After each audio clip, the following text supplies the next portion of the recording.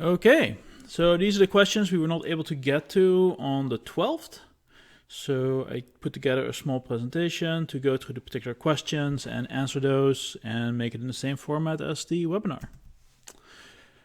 Okay, while doing code review for Gherkin codes, what should be verified other than the pass-fail of those tests? Well, the first thing you want to ensure is that when you're reviewing Gherkin code, you want to make it as easy to consume the information, right? And the easiest way to consume the information is to cut away all the things that don't matter.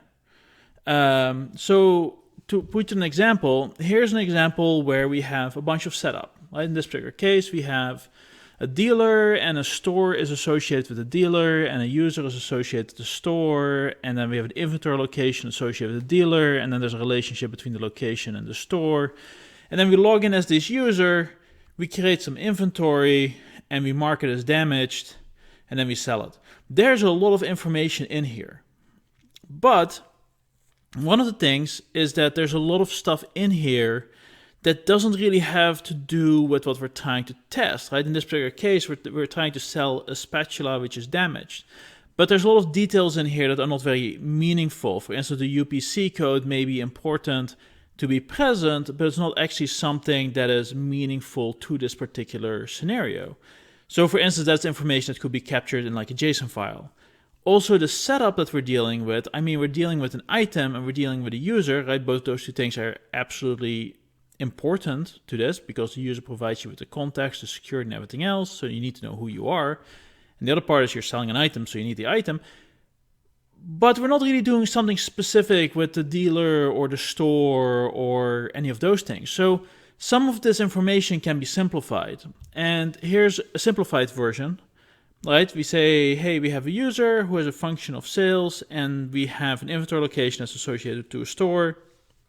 We're logged in and now we just sell the spatula and ensure that that spatula is damaged. And in this particular case, what we could do is we can actually pull the spatula from like a JSON file. We can have some state transitions pre-programmed in that mark things as damage. And a lot of the detail is gone, right? And what we're really looking at now is like a very succinct example of this is what we're trying to do. One of the most important things when you're dealing with reviewing spec flow is that you want to not review it as to whether or not it's correct.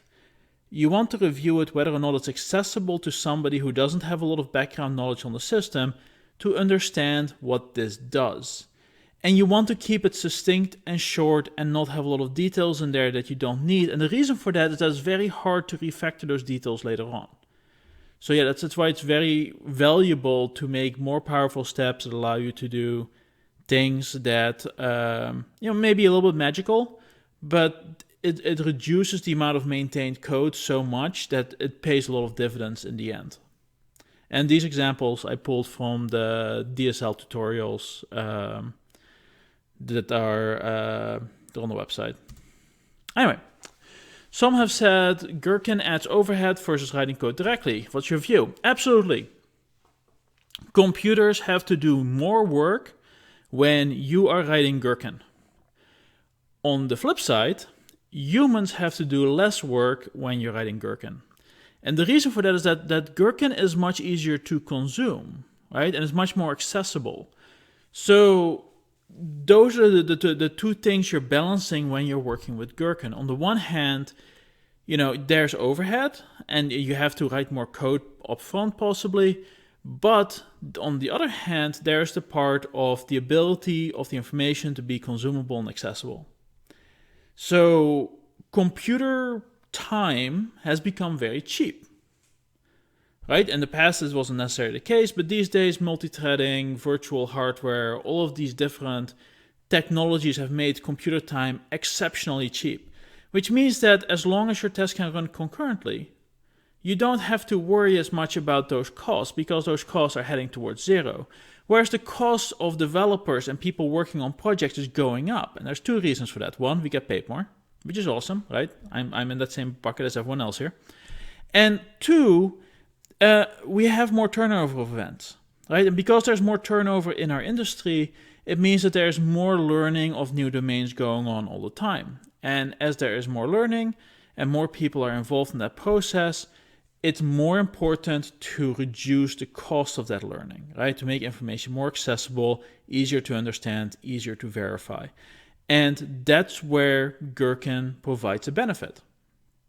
So it's true that, yes, this will run slower, right? There's an additional layer in there, but that is a very cheap slower versus the consuming of information version of slower. There are industries where this will not apply, right? So for instance, if you have long tenures at your company, that's not as interesting anymore because people are domain experts because they've all been there for a very long time.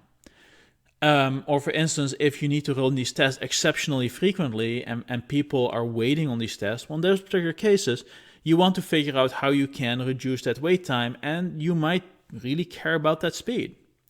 But for most business applications, that's usually not the case. You're far more concerned with optimizing the time that people spend rather than the time that the computer spends. How do you feel about Geb and Spock while making Gherkin, which makes Gherkin the outline for the test instead of having a separate feature file? So here's an example of Geb. And there's a couple of things to be said for this, right? It is very readable, right? If you have any sort of coding background, it is very easy to consume the information that's in here and understand what's going on. There's a big caveat to that. A lot of people won't get to the reading. And what I mean with that is that they will take a glance at this and say, this is code. And that is a cost, right? So you have to ensure that your business users are technology literate enough to consume this information effectively and not have an instinctual gut reaction of this is code and I don't know how to do this. And that's the biggest challenge, right? The further you go towards code, the less accessible it becomes, the higher the barrier to entry there exists for people to start consuming the information.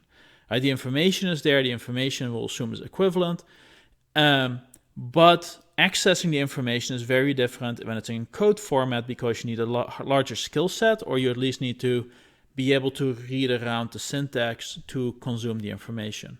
Whereas if it's more towards English, then you don't have that barrier because people assume they can read English because that's what they've been doing most of their lives. So that's the biggest difference to me, right? Is it in separate files? Is that a big deal? Not really. Do these tools have the potential for better tooling? Absolutely. Coding tooling is amazing. Refactoring toolings are amazing. The stuff that's being put out for the last decades has been great. And you don't have that when you're dealing with Gherkin. But the challenge that I really see between this and the Gherkin-based approach is that the further you go towards code, even though it's readable code, is that there's people who will just stop as soon as they see it and just have a glance at it and say, this is code. So that'd be my biggest difference between it. It's not necessarily the efficiency of the writing or the efficiency of inside of the technology team. It's the efficiency of how easy is it for people inside of the organization, right, outside of the technology team, to consume the information and verify it, right? Can somebody who does client implementations for your business application easily consume this information and consider this information as a place to go find answers? Because if it's too close to code and they're like, yeah, I don't want to deal with that, then they're going to start sending emails and people are no longer pulling all the information from the same source. And then you can get misunderstandings and those can become very expensive. BDD process should become before the Gherkin writing. Okay. So BDD is a process, right? It is a way of doing things. Gherkin is a tool which facilitates BDD, right? And Gherkin really facilitates the taking something that looks like this specific English and be able to interpret it and execute it. And that's kind of the separation between the two. Right? One of them is a tool, and the other one is a process. So think of it in the form of dieting.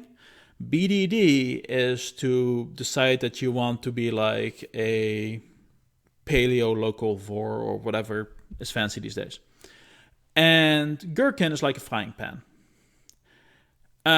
If you want to eat paleo, a frying pan is really useful and you kind of need it. But it has a lot more applications, right? So that's where the difference comes in.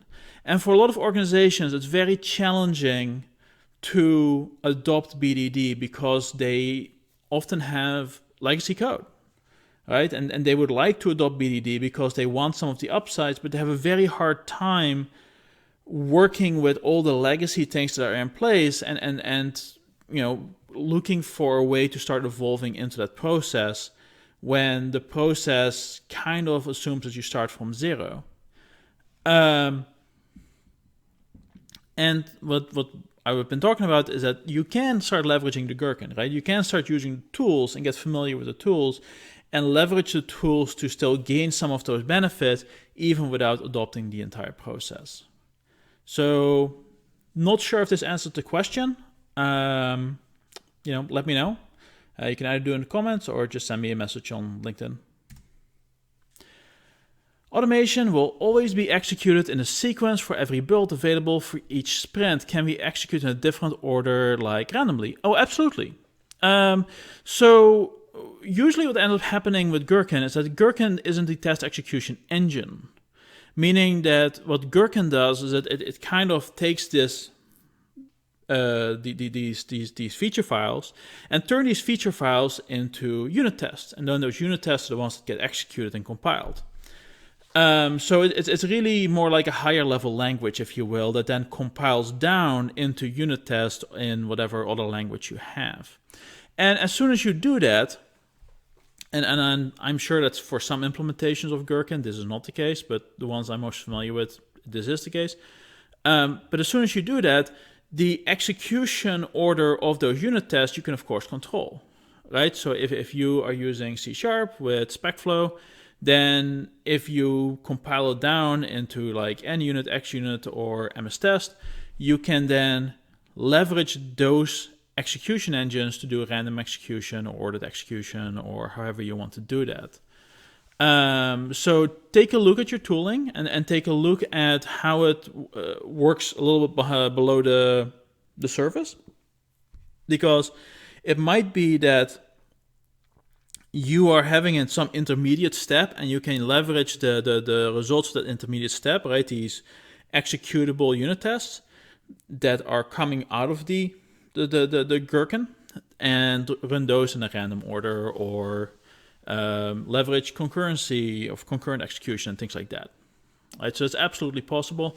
You do have to keep in mind that if people assume things get executed in order, you may have certain tests that are influencing other tests, right? So there might be a test which expects an artifact from another test to be around, and without that artifact being around, like a user account or whatever, it will fail.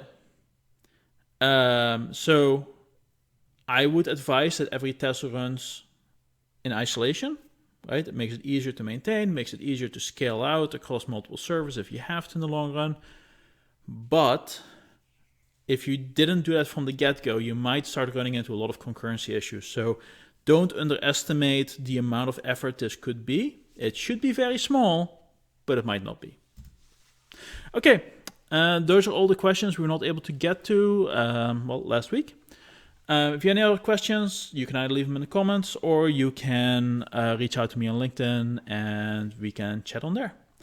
Thank you very much and appreciate the questions.